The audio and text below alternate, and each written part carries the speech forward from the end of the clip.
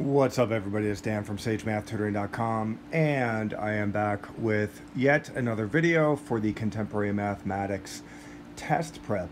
And today we're going to go over obviously graphs, paths, and circuits, Euler paths and Euler circuits, Hamilton paths and Hamilton circuits, and I say let's get started right away. So we have definitions and graph theory. Well, first of all, what is graph theory? Basically, graph theory is the theory of mathematics that would enable you to consider, for example, let's say a landmass here and another landmass here, and yet another landmass here. That goes on. This one goes on too. And yet another landmass here.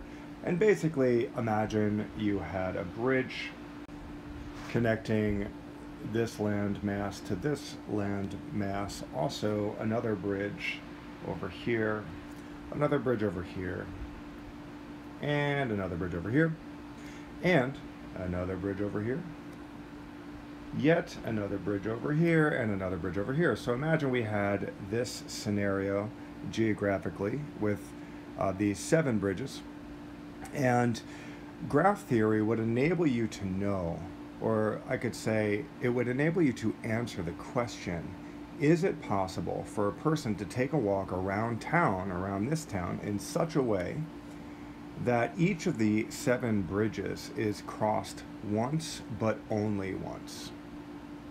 Okay, is it possible to walk around in such a way that each bridge is crossed once but only once? Now, it might seem like that's kind of a strange topic, you know, it's like, why do we need to know that? Well, actually, as it turns out, you know, graph theory, which is the very theory that would enable you to answer that question, has so many applications in the real world. For example, there's applications in science, technology, chemistry, biology, computer sciences, psychology, sociology, business management, not to mention, police knowing what the best way to optimize their patrol would be. Mailmen or male people would know what is the best route to optimize their route through the neighborhood and so on. Okay, so graph theory has tons of applications. Now, it's important to understand that quote-unquote problem that we're faced with in that previously mentioned question could be called a routing problem. And there are 2 different basic questions that we're interested in when we're dealing with a routing problem. The first is called the existence question. And the existence question basically says, is an actual route possible? Okay, is it possible to walk around town in such a way that you cross the bridges once and only once? Or we could say each bridge once and only once. So that's the existence question. Is an actual route possible in the first place?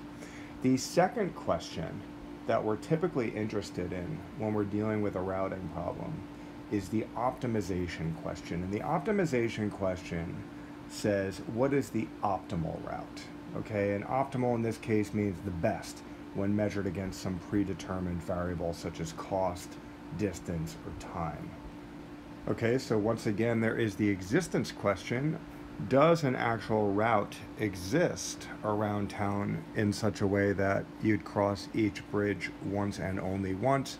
And then the other question is the optimization question, which is, what is the best possible route, depending on, your criteria for quote-unquote best. It could be, again, cost, distance, or time.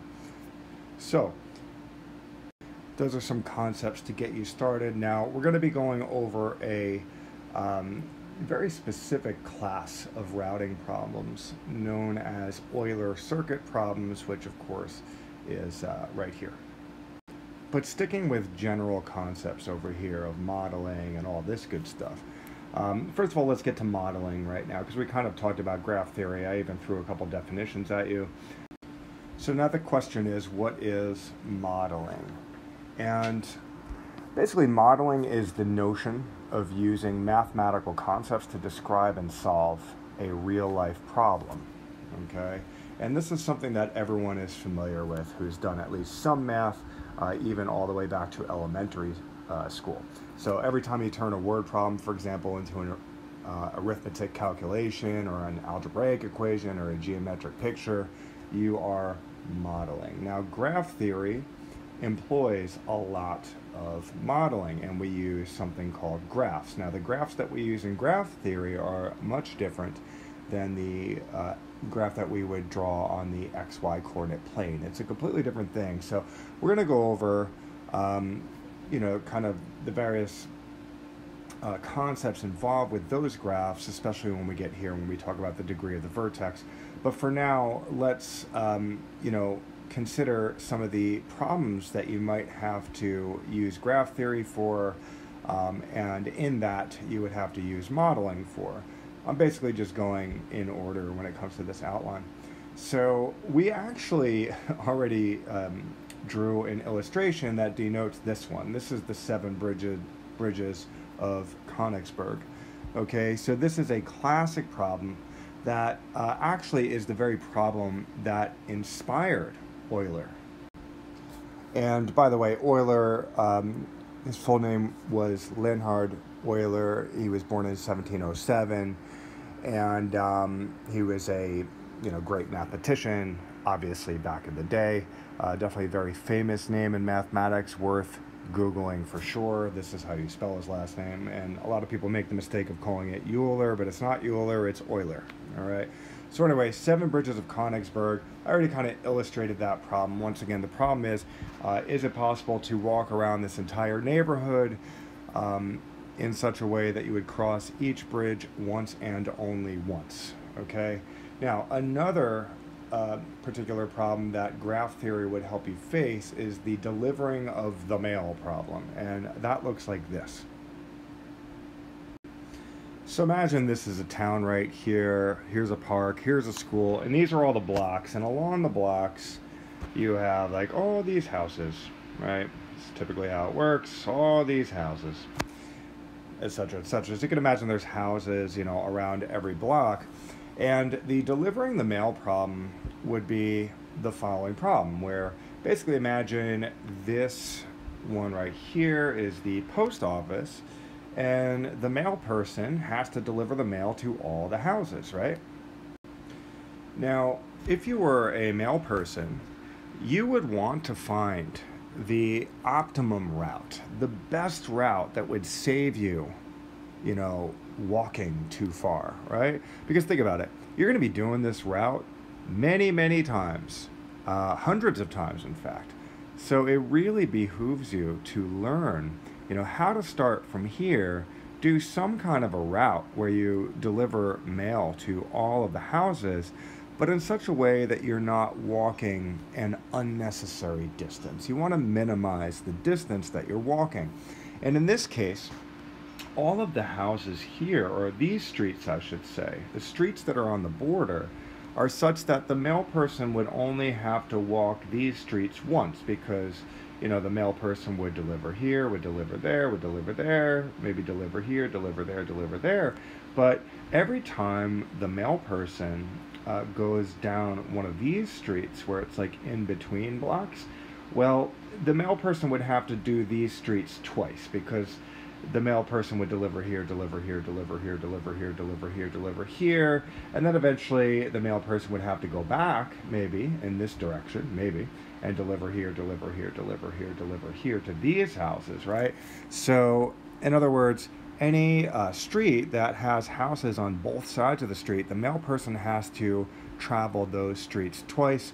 Any street that has houses on only one side of the street, the mail person only has to travel those streets once. So those are some parameters. And of course, again, the question is, what would be the optimal route? Well, that is exactly where graph theory comes into play. It would help the mail person do that. Now, again, keep in mind, it might seem like, well, who cares? Whatever, just deliver the mail. Well, think about it. Again, if you're the mail person and you're doing this hundreds of times, guess what? You're going to want to find the optimal route. All right, you're not going to want to end up doing this, wasting time, walking forever, and getting tired and all that good stuff. All right. So anyway, that is the delivering of the mail situation. So this brings us to the traveling salesman problem. Now, the traveling salesman problem has more to do with Hamilton paths and Hamilton circuits. Nonetheless, very quickly, imagine you have various sites that you want to go to, right? And what you want to do is take note of the distance between this site and this site, this site and this site, this site and this site. Take note of the distance between everything. And the traveling salesman problem has everything to do with the desire to hit each of the sites exactly once. But you want to do it essentially in the most efficient way. All right, so let's say you start here, right? Is it the most efficient way?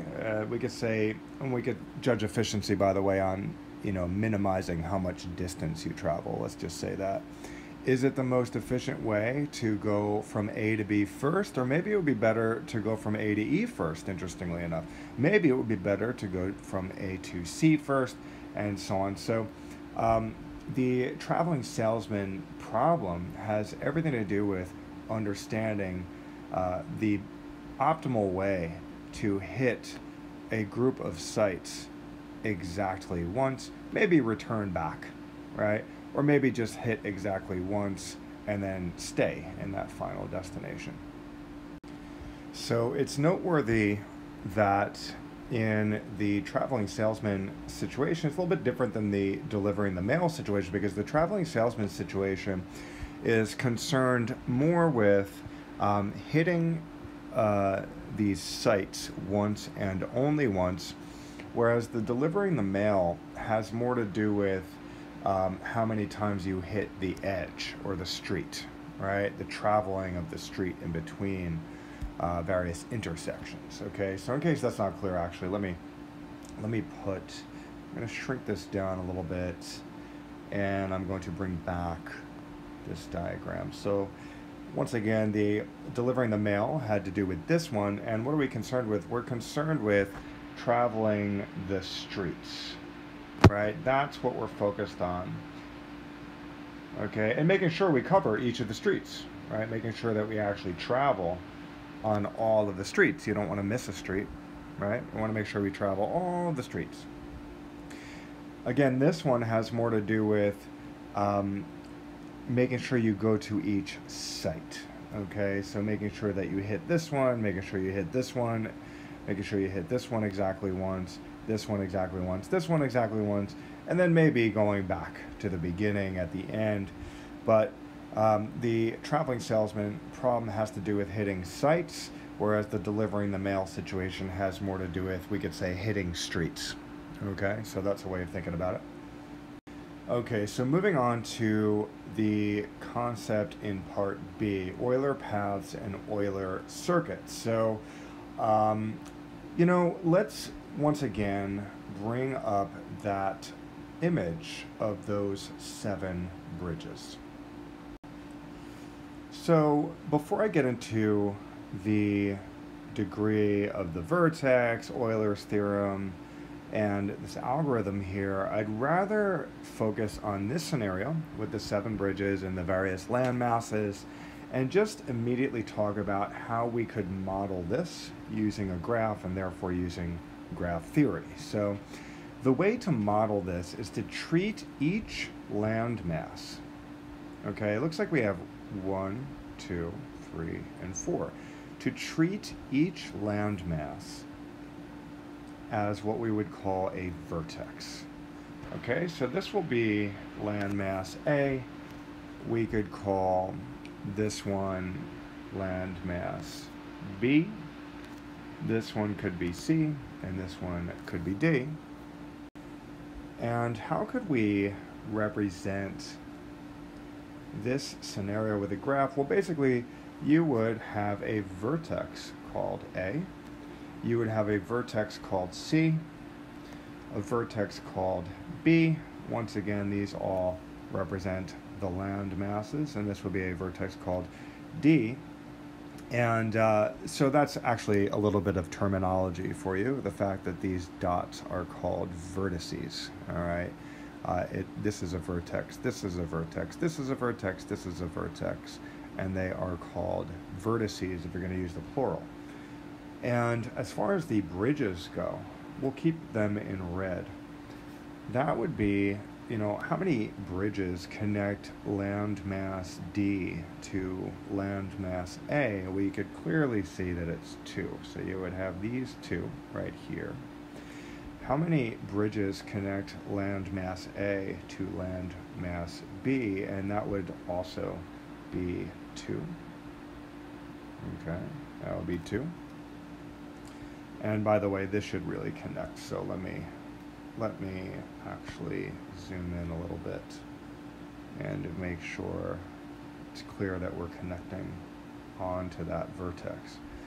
And then the next question might be, how many bridges would connect landmass A to landmass C? Well, that is a single bridge. How many bridges would connect landmass C to landmass B? Well, that right there is a single bridge. And for the exact same reason, there would be a single bridge between C and D. So believe it or not, this is a graph. When you're using graph theory, you use graphs that look something like this. Okay? Now, the degree of a vertex, that basically means, or definitely means, the amount of edges that are coming out of a vertex. And when I say edge, I mean these lines here, okay? So for example, vertex C has 3 edges coming out of it. So therefore, vertex C has a degree of 3. If you look at vertex D, how many edges are coming out of vertex D? Well, that would also be 3. When you look at vertex A, we have 1, 2, 3, 4, and 5. Vertex A has a degree of 5. And when it comes to vertex B is very similar to vertex D, and it also has a degree of 3.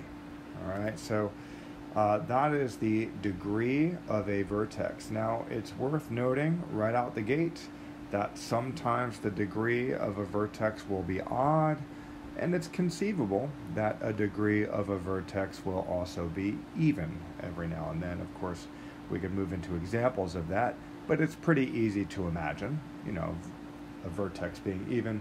You know, let's do it right now, actually. Imagine you had a graph that looked like this.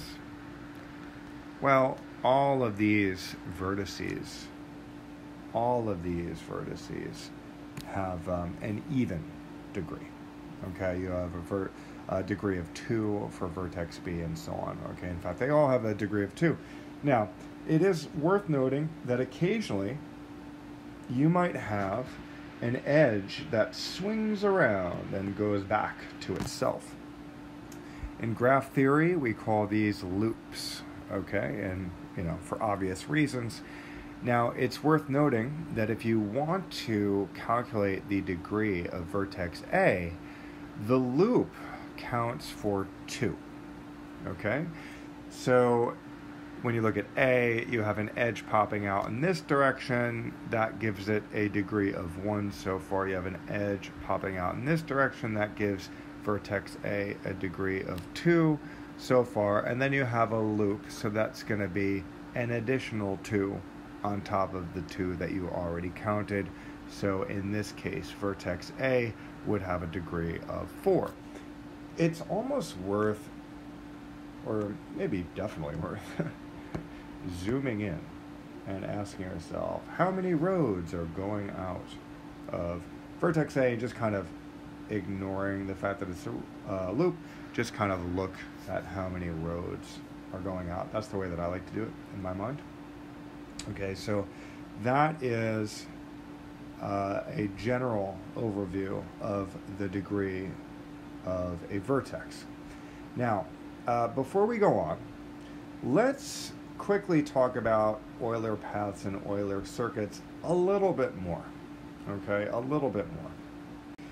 Because this is sort of written in the outline as though it's an overview or what have you, but let's actually quickly get clear on what we mean by Euler path and Euler circuit. So imagine you had this graph, and let's say like C was your starting point, right? And basically an Euler path is a path that is such that you travel each road exactly once. Okay? You travel each road exactly once.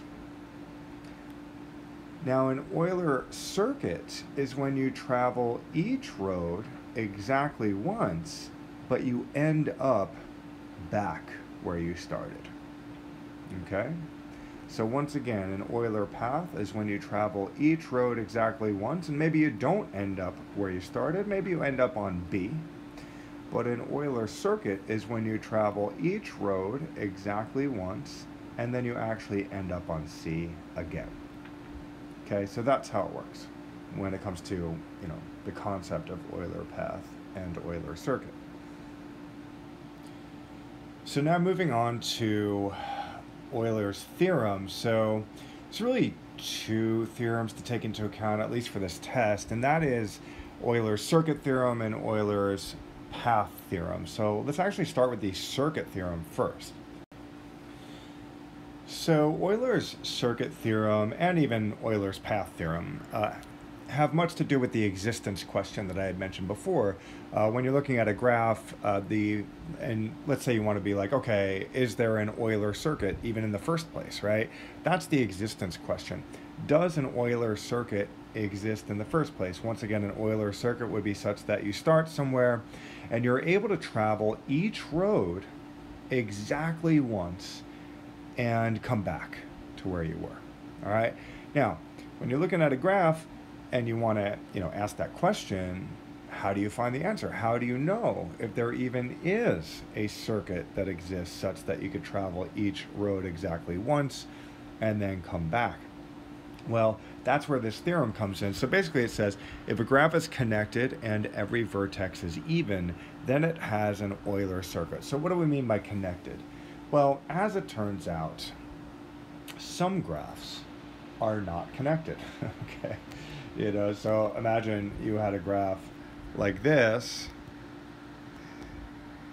all right, where you have all these vertices here, and it's considered the same graph, but clearly you can see that this entire graph is not connected. Now, all it would take to connect the graph is just one single edge connecting, and then this whole graph would indeed be connected, but without that edge, it's not connected. Okay, and by the way, we call the edge that would connect previously disconnected graphs, we call that edge a bridge. All right, now, this is a graph, the whole thing is a graph that is disconnected, so clearly an Euler circuit wouldn't exist here because this graph is not even connected in the first place. You have to be connected in order for there to be an Euler circuit, right? So that's like one criteria. Another criteria is every vertex needs to be even. Okay, so let's get rid of this graph because it's a bit distracting. So every vertex must be even. Well, when you look at this graph, literally none of the vertices are even. This one is 3, this one has a degree of 3, this one has a degree of 3, this one has a degree of 5, even though the handwriting's pretty bad there. So the vertices are not even over here. In order for a graph to have an Euler circuit, not only does the graph need to be connected, but literally every vertex must be even. So we know for sure that this graph does not have an Euler circuit, all right?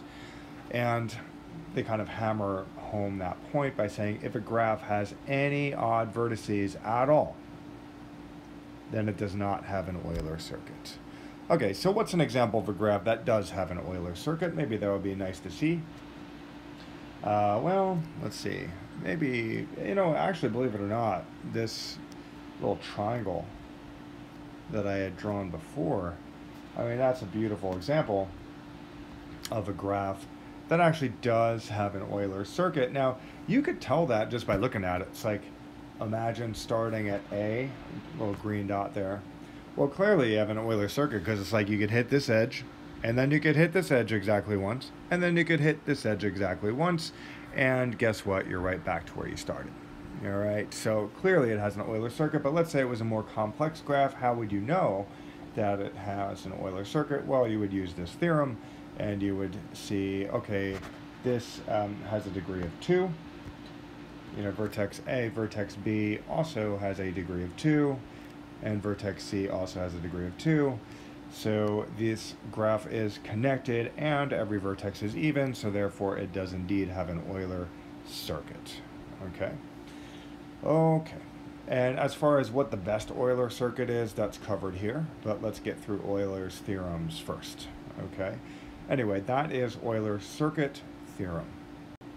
So what about Euler's path theorem? Well, let's take a look.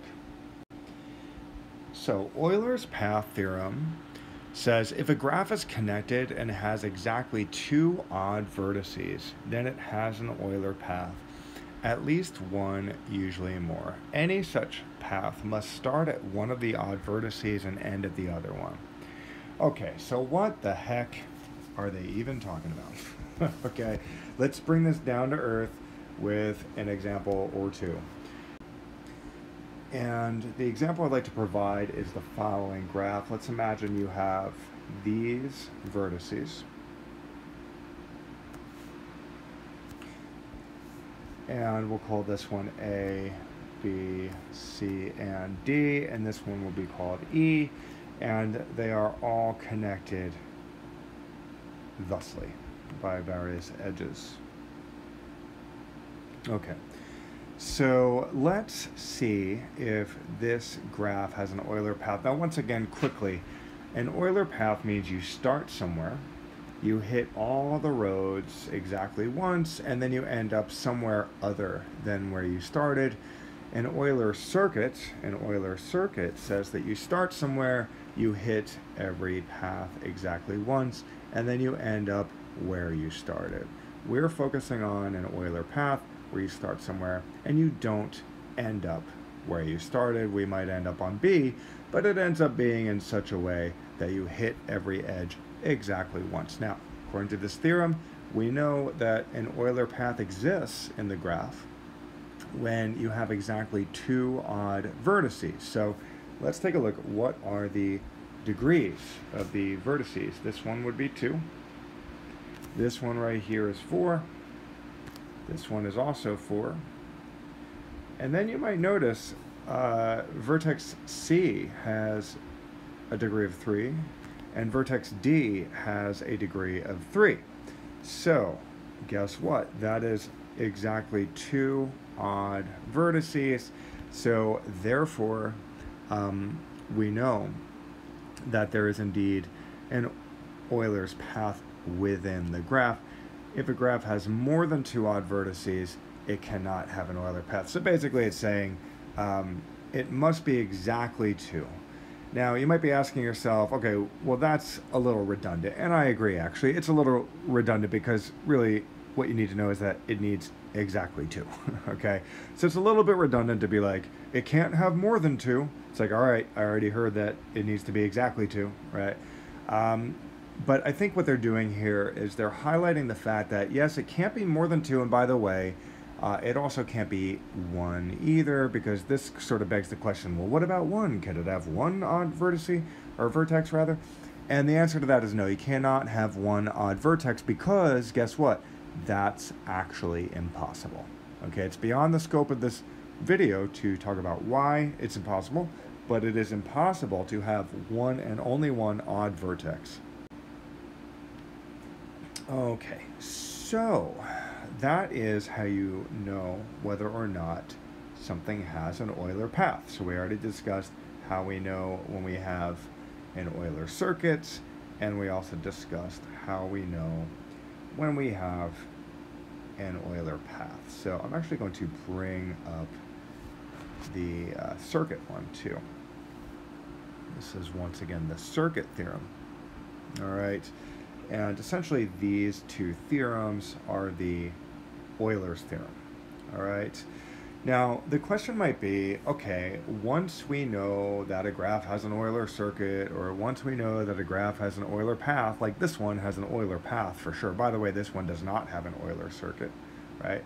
Because in order for this to have an Euler circuit, it must be connected at every vertex, but every vertex must be even. The fact that this one is odd means it does not have an Euler circuit.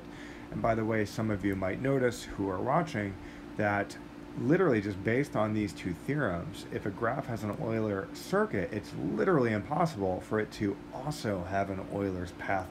Not possible to have both an Euler circuit or an Euler's path. You cannot have both at the same time, okay? So let's say we know for sure that a graph actually has an Euler circuit, or the graph has an Euler's path, but of course not both, like I said. The question is, what is the Euler's circuit or path? So for example, let's say that we knew that we wanted to start at this vertex, E, and let's just imagine that that's the general idea. We want to start from E, so we go through a test to double check and see if this has an Euler's path, and it does. So the question is, well, what is it? What is the Euler's path? Because there's all kinds of ways that you could hit each edge in such a way that you would backtrack over the edge, right? But in order for it to be an Euler's path, we want to hit each edge only once. So the question is, what is the Euler's path? And that is where the Flurry's algorithm comes into play. Okay, so here is the Flurry's algorithm. It is worth noting, actually, that if it's the case that you are about to investigate an Euler's path, then you do have to start at one of the vertices that's odd. So there should be two vertices that are odd, and if you're going to embark on an Euler's path, you should always start on one of the odd vertices. So we will be looking at this graph soon, but let's just kind of read these, okay? So Flurry's algorithm for finding an Euler circuit or path. Preliminaries: make sure that the graph is connected and either one has no odd vertices, in which case it would be a circuit, an Euler circuit, or two, it has just two odd vertices, in which case it would be an Euler's path. So you need to get that out of the way. You need to make sure that the graph itself is such that it either has an Euler circuit or an Euler's path. And then you begin. You choose a starting vertex. So in the case of a graph that has an Euler circuit, then it could be any vertex. If it's the case that the graph has an Euler's path, you have to start at one of the two odd vertices. That's what I pretty much just said recently. Okay, so the intermediate steps. At each step, if you have a choice, don't choose a bridge of the yet to be revealed, yet to be traveled part of the graph. However, if you have only one choice, take it. Okay, so in other words, let's actually forget this one. I want to give sort of a miniature example of what the heck they're talking about there. So let's say, I'm not even going to really label the vertices of this graph here, but I think it's a good idea to make sure we're completely clear about what a bridge is. Now, a bridge would be this one. This edge right here is a bridge because if, for example, if you have an edge that is maybe one way of thinking about it, if there's an edge that is the only thing that's preventing this entire graph from being disconnected, then we call it a bridge. All right, so if you have an edge that literally would, would be such that if you were to remove it, if I was to just all of a sudden erase this thing, then that edge that you just erased is what we would refer to as a bridge. Okay? Now, as you might see clearly, this is not a bridge, because if we were to remove it, it would not result in the graph becoming disconnected. It would still be a connected graph. Okay? So that's how you know that an edge is a bridge or is not a bridge. The question is, if I was to remove the edge, would it cause the graph to be disconnected in general? Okay, so essentially what the intermediate steps are saying is, at each step, if you have a choice, don't choose a bridge of the yet to be traveled part of the graph. So yet to be traveled part of the graph, what do I mean by that? Well, it's like, okay, let's say you start at B, and then you went here, and then you went here, and it's like, okay, the yet to be traveled part of the graph is, all of the edges that you've not traveled over yet, right? So this yet to be traveled part concept really showcases the fact that when you're employing Flurry's algorithm, you are taking into account the past and taking into account the future. The past is all the edges that you've already traversed, and the future is all of the yet to be traveled parts of the graph. Okay, so you need to keep your eye on what you've already traveled across and what you have not yet traveled across. Anyway, however, if you have only one choice, take it. So in other words, if you only have one choice where you sort of have to choose a bridge of the yet to be traveled part, then you're going to want to take it. So obviously all this probably is really confusing until we do it, but do the best you can to kind of understand what I'm talking about. We will be demonstrating all of this soon. And when you can't travel anymore, the circuit/path is complete. In case 1, in the case of having an Euler circuit, you will be back at the starting vertex. That's what a circuit is. It's when you come back to the starting vertex.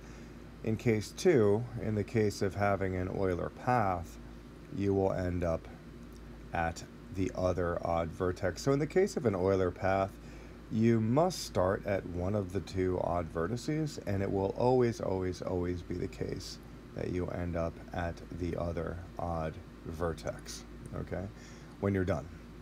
So anyway, a good way to actually discover, what the Euler circuit or path is to go through the preliminaries and then actually draw a copy of the graph, which I'm going to do in a moment.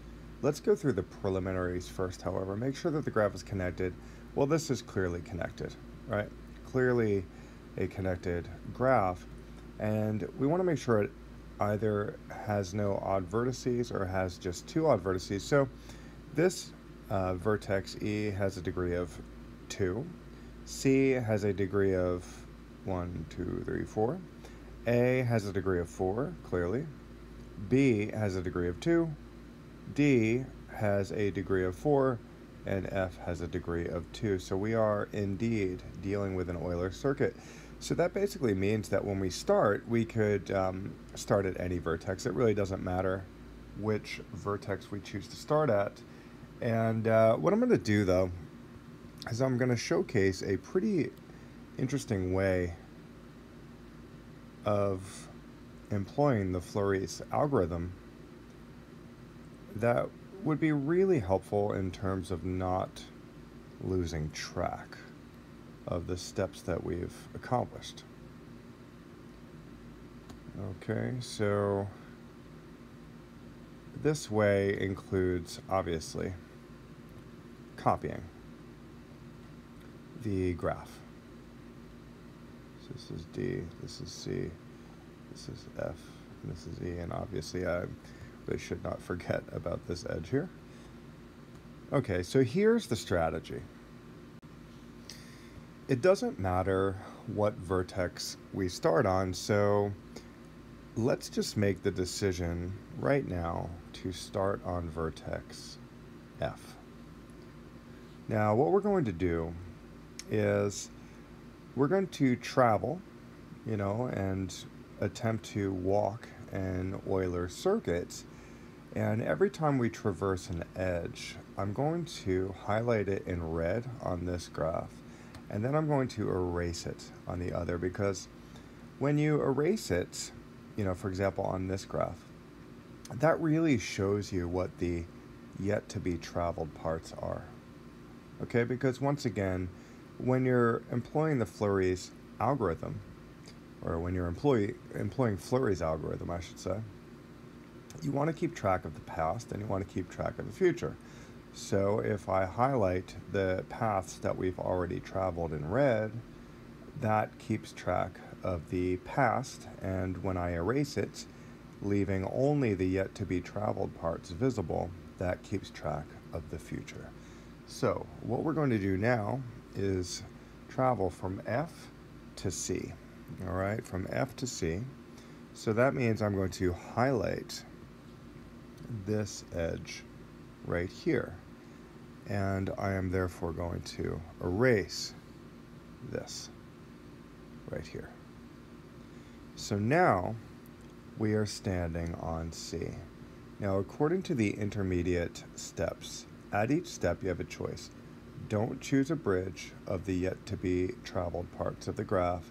However, if you have only one choice, take it. Okay, so they say don't choose a bridge, but we are here right now. So at this point, we actually do have some options. Standing here, we actually do have some options. We could go here, we could go there, we could go there. And the reason is because there isn't a bridge of the yet to be traveled part of the graph, because there's really no bridges going on, right? So it actually doesn't even matter where we go. So let's go to D from here. Okay, so we're going to move over to D, and we're going to find ourselves right here. Okay, and of course on the other graph, we're going to erase that edge, and I'll even draw this marking right here in red, showing that that's where we are now. Okay, so here we are on D.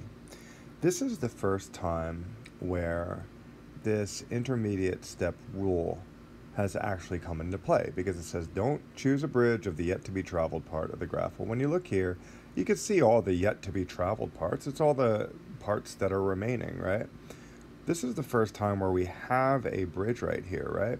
Because F is a vertex, and this edge DF is a yet to be traveled part, and we don't want to choose that, okay? So this is the first time where this rule has come into play. So we are going to want to either go to B, or we're going to want to go to A. So it's really up to us which one we want to do. So let's go ahead and just go to A. Why not? So we're going to go to A right now, and A is our new destination, or our new location at this point. So we're going to erase that edge, and here we are right now. We're on A.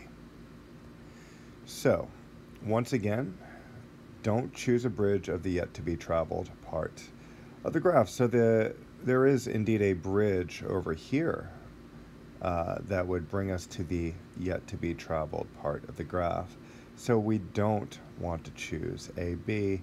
We want to choose either the edge AC or this edge right here that would take me to AE. Okay, so let's say we choose AC. Let's say we choose to go in this direction. So we will cover that in red right here, and that lands us on vertex C again. And making a mental note that we were already on vertex C, but that's allowed. That's fine.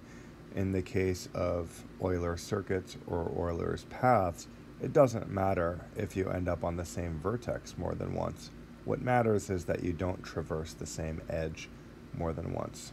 So we went from A to C, we went from A to C, so we will be erasing this one. And we are here now. Now, once again, intermediate steps. Don't choose a bridge of the yet-to-be-traveled part. Well, at this point, we really have no choice. It does so happen that CE, this edge right here, is a bridge of the yet-to-be-traveled parts, but we don't have a choice. There's nowhere else to go, right? And I think anyone at home watching this video can clearly see, you know what, we started at F. We started at F, we went through all this stuff, and guess what? We will just go through everything else until we get back to F, okay? So the path is laid clear before us. The green represents all the yet-to-be-traveled stuff. The green, at this point, represents our future, and there is only one path to travel, and that is this long bridge that takes us back to F. So, just for the sake of being thorough, I say we do it. We will highlight that one. That's CE. We will highlight EA. We will highlight AB. We will highlight BD and highlight DF. And in that, we will erase all of this green. And once you've erased all of the green, and once you've created nothing but a highlighted red path over here, that's how you know that you are done. So I think for the sake of thoroughness also, we could always just draw these arrows. You don't necessarily have to do it, but we went from F to C first, then we went from C to D for the record, and then we went from D to A for the record, and we went from A to C, so that's the part where we went back to C, and then from there we went from C to E because we had no choice, and then we went all the way around here from E to A, from A to B, from B to D, and from D to F. So that was the path that we took. Now you could always denote that path, by the way, by writing the letters. You could say we went from F to C, and then from C to D, and then from D to A, and then from A to C once again, and then from C to E, and then from E to A, and then B, D, and F. That is the path that we took. Started at F, and we ended up at F. We ended up hitting C twice, and we also ended up hitting A twice as well, and that is not against the rules. As long as you don't hit any of the edges twice, you do indeed have an Euler circuit or an Euler path. So we just employed Flurry's algorithm. Hope that makes sense. Once again, good idea to draw two copies of the graph, one of which you keep track of the past by labeling the edges red or highlighting them red, and the other graph you erase the path that you just did. That way you are very clear about what the yet-to-be-traveled part is. Anyway, moving on to Hamilton's paths and Hamilton circuits. Okay, so what is a Hamilton path and or a Hamilton circuit? So a Hamilton path in a graph is a path that includes each vertex of the graph once and only once. So, for example, if I have a graph that looks like this, and of course the dots are vertices,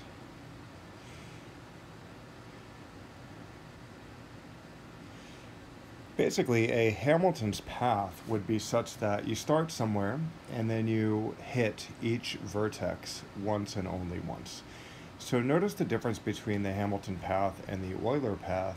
Euler paths have more to do with hitting every edge once and only once, whereas Hamilton paths have more to do with hitting every vertex once and only once. Now, a Hamilton circuit, the word circuit should make you think about starting somewhere, going through the path, and then ending up in that same position. So a Hamilton circuit is a path such that it includes each vertex of the graph once and only once, and at the end, the circuit must return to the starting vertex. So those are some definitions. So here's a nice encapsulation of the definitions. Let's move on to traveling salesman problem, which we had sort of talked about before. However, we're going to get a little bit more in depth now. Now, for the record, the traveling salesman problem is really ultimately a metaphor for various real-life problems that you might have to face in life, or somebody would have to face in life, whether it's a school bus, a package deliverer, things like that. But it is a convenient metaphor that's used, traveling salesman problem. And keep in mind that even though it is a metaphor, I'm going to nonetheless actually draw upon a literal traveling salesman problem, okay? So I feel comfortable doing so as long as you realize that the traveling salesman problem, in quotes, is ultimately a metaphor. So here's a literal traveling salesman problem, however, where you could imagine each vertex, you know, A, B, C, D, and E, that's 5 cities. Each vertex is a city, okay? And the salesman has to go to each city to, perform his job. And what we have here is a graph that, by the way, is what's called a complete graph. And what's meant by a complete graph is the fact that each pair of cities is connected. For example, E is connected to C, E is connected to D. E is also connected to B, and E is connected to A, and that applies to every pair. And what we have here is the cost of a one-way ticket to each city. So a typical traveling salesman problem would ask the following question: what is the cheapest order of cities by which this salesman could travel? When you add up all of the costs of the various one-way tickets. So in other words, does it make more sense for him to go from A to B first and then from B to C? Does it make more sense for him to travel from A to D first and so on? Which path of all the many paths that he could take would end up totaling the least amount of money? So that is a nice example of the traveling salesman problem.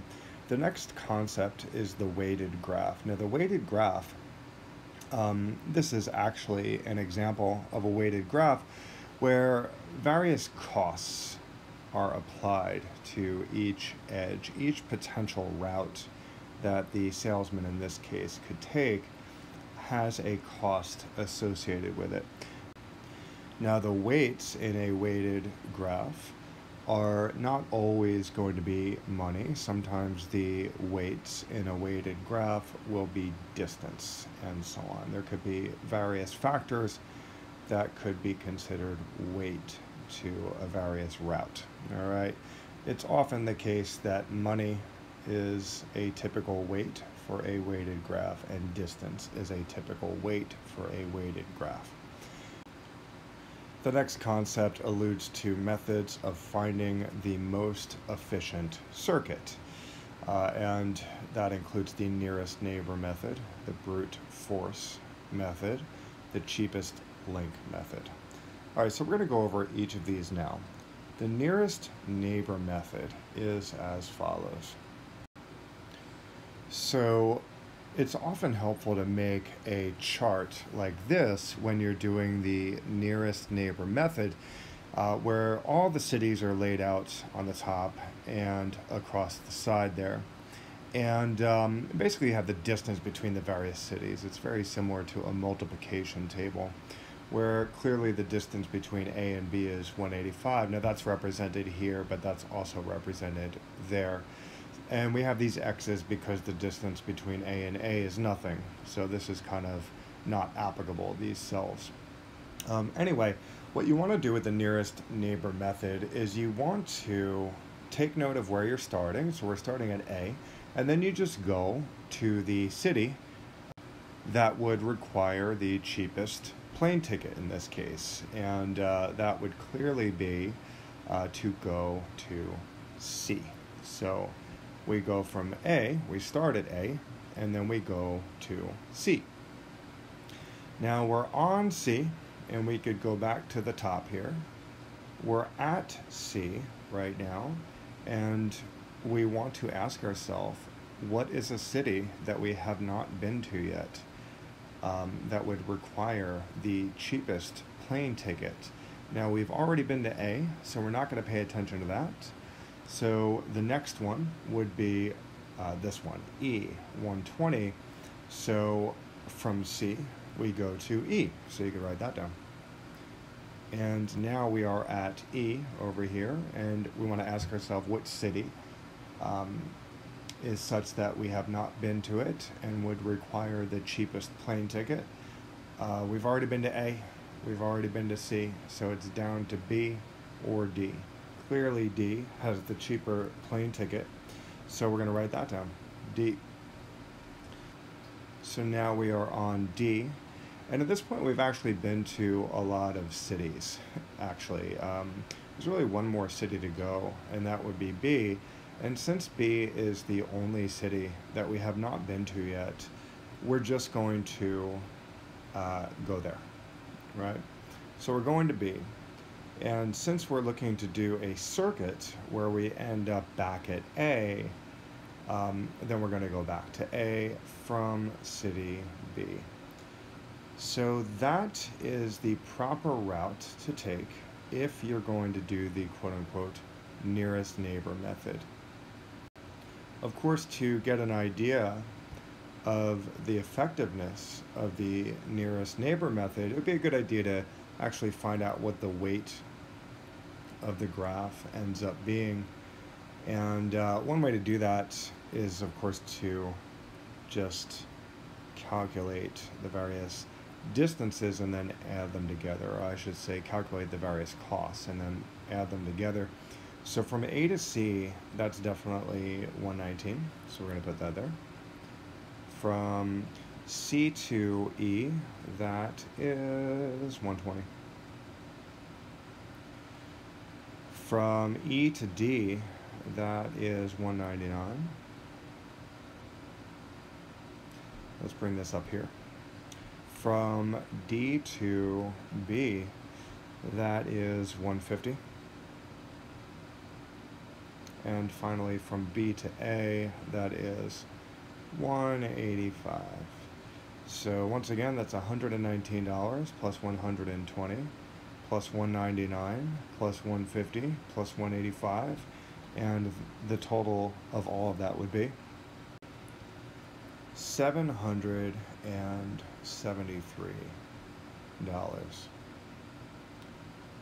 Now, the question you might be asking yourself is, okay, great, I get it, I understand how to do it. In fact, I feel like I could do that if I was taking a test.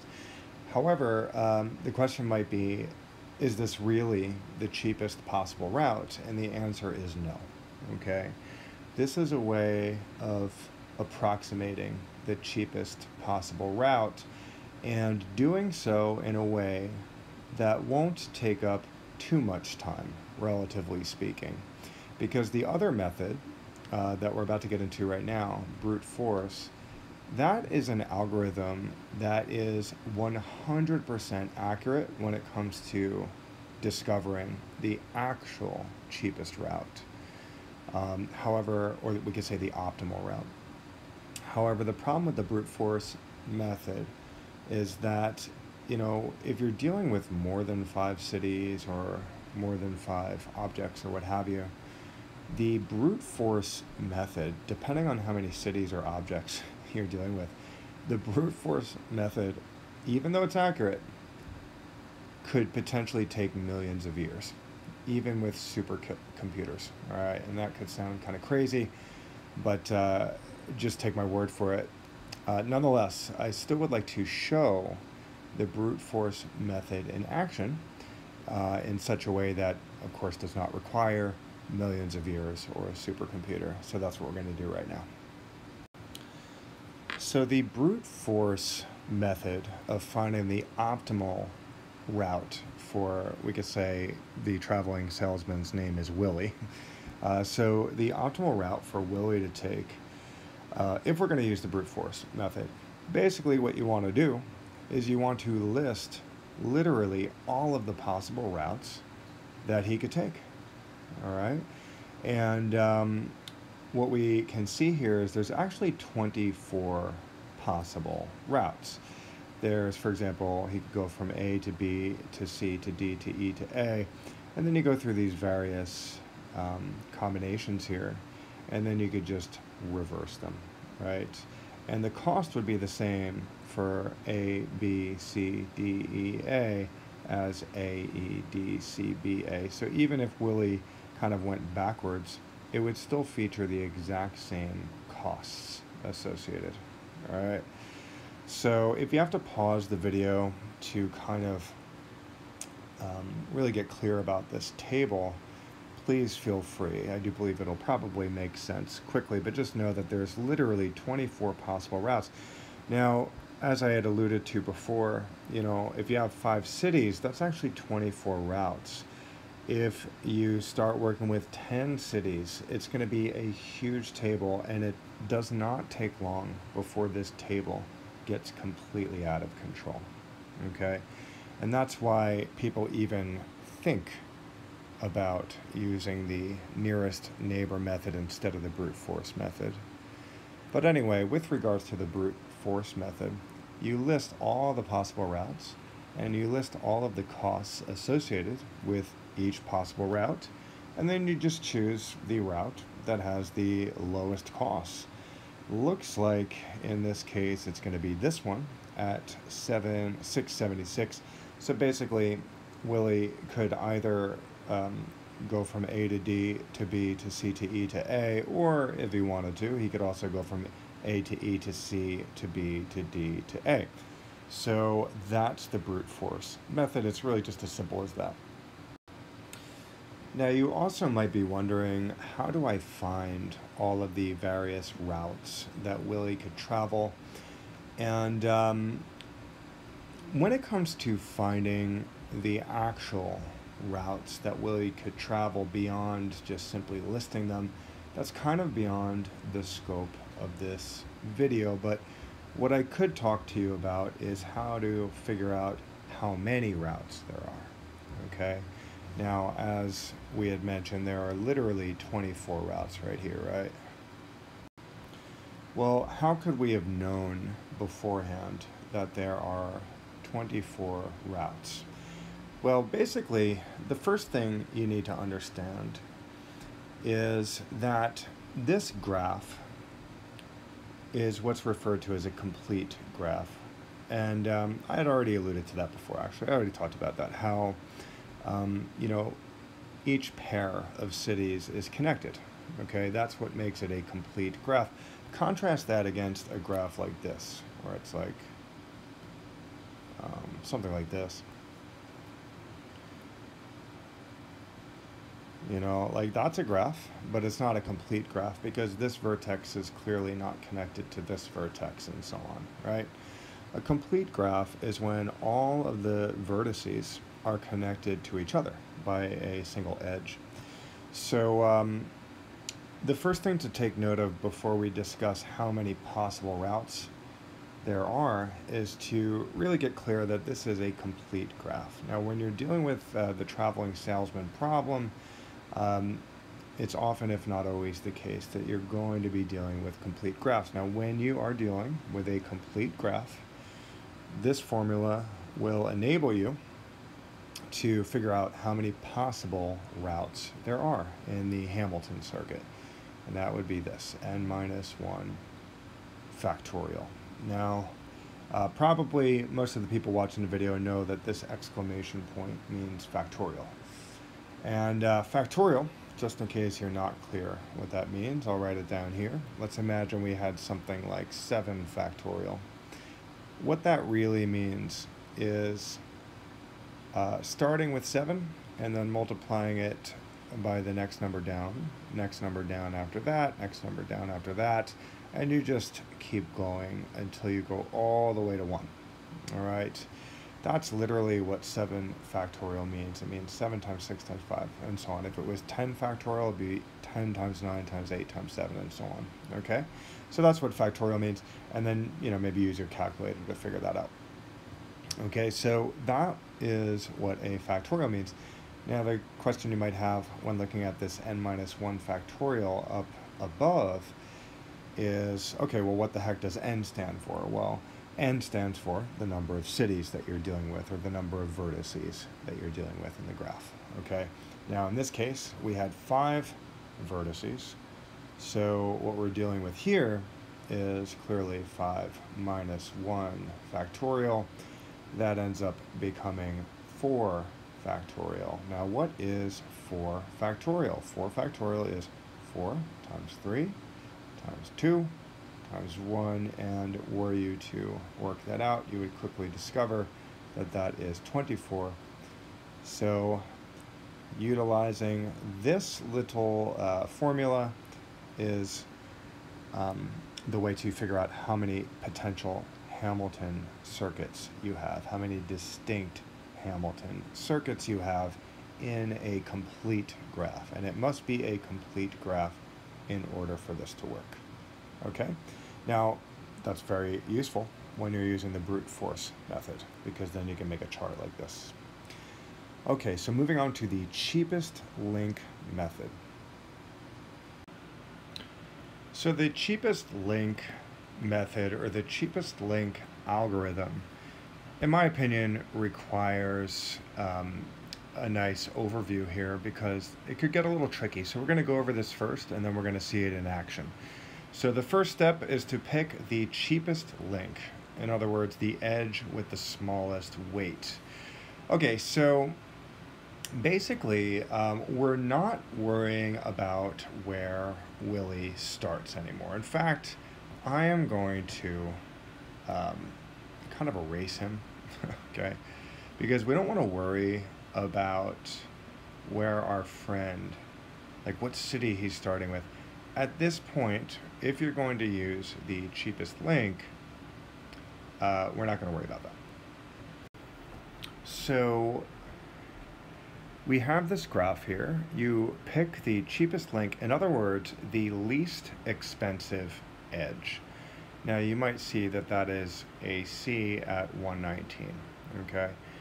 And then you keep going, you pick the next cheapest link, and then you mark that one. In this case, it would be CE at 120. And then you keep doing that. You keep picking and marking the cheapest unmarked link available that does not close the circuit. So as you mark it, you want to make sure that, you're picking the cheapest link, but you don't want to pick a link that will close the circuit.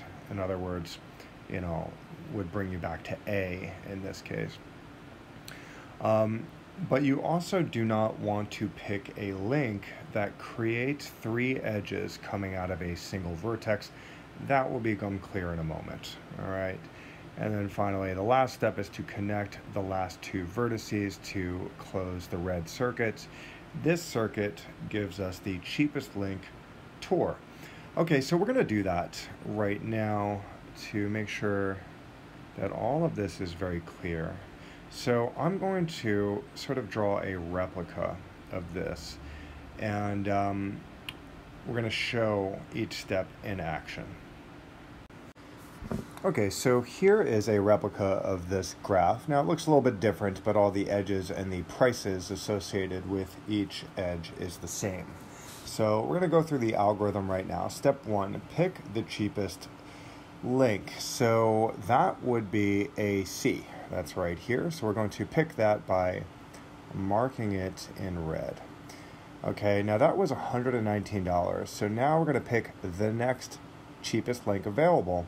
And we started with 119. We have all of these prices. The next cheapest link is going to be CE at 120. So we're going to pick that.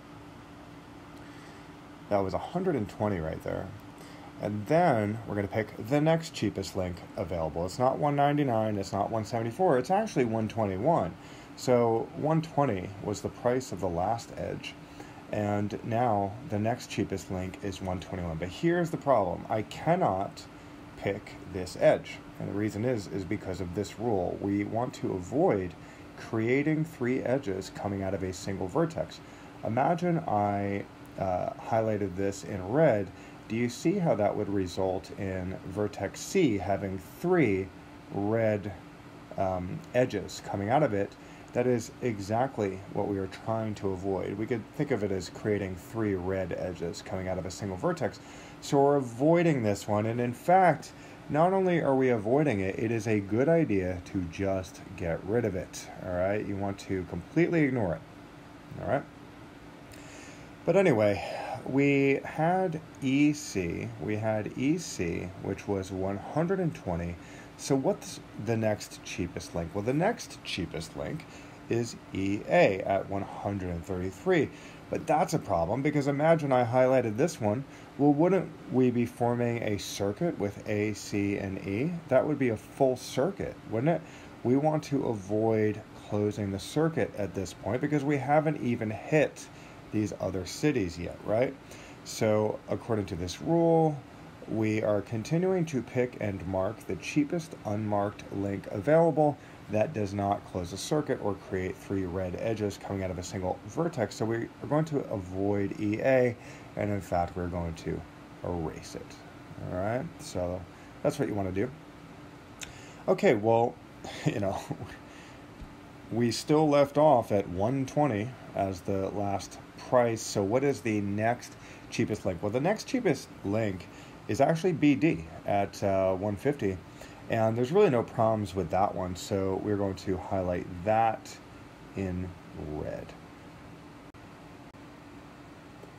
So highlighting BD is as follows. Keep in mind that that was $150. Okay, so what is the next cheapest link? That would actually be DA. And you might be saying to yourself, well, we can't choose DA because to choose it would be to close the circuit. But the thing is, at this point, it's okay to choose it because all of the cities have been included, and we are ready to wrap this up because all of the cities have been included, and that is the next cheapest link. Connect the last two vertices to close the red circuit. So in order to close the circuit, it would be a matter of highlighting EB. So you can imagine we go from A to C, and then C to E, and then E to B in order to finally close the circuit. So highlighting that one. And the tour at this point, follows the order of A to C, C to E, from E to B, from B to D, and then from D to A. And we could actually erase all of this other stuff. This red highlighted pathway is what we're going to refer to as the cheapest link tour. And we just discovered it. The cheapest link tour. And for the record, it is the case, that our salesman started on A, which is why I wrote it like this. But imagine that you didn't even have a starting point. You could still find the cheapest link tour by following all these directions, and it really just doesn't matter what the starting point would be. For example, you could start on C, and the cheapest link tour would be C to E, and then to B, and then to D, then to A, and then back to C. Okay, so once you've found the cheapest link Tor, it doesn't even really matter what starting place you start from. You have the cheapest link Tor, and it is, in a sense, just a relatively inexpensive way to go about this entire route, regardless of the starting point. Okay, so I hope that was helpful. This is kind of a quick, really big picture overview of these concepts. Obviously, all of these concepts, including the last one, are such that, it would be helpful to practice them, right? But for my student at home, I wanted to give her the broad strokes in general. For those of you taking the contemporary mathematics test, I hope this was helpful. This actually concludes the overview of the various concepts for the contemporary mathematics test. So I hope it was helpful. If you have any questions, you could always put them below in the comments. And thanks for watching, and I will see you soon. Take care.